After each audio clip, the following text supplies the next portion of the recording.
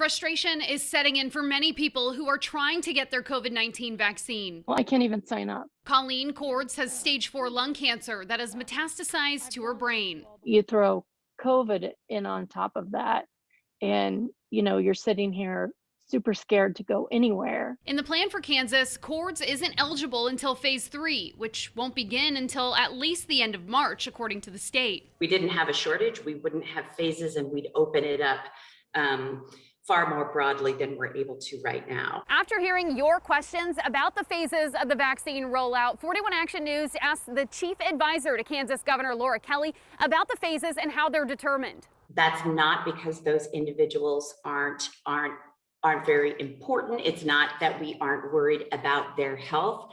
There were a few reasons why ACIP went the direction that they did.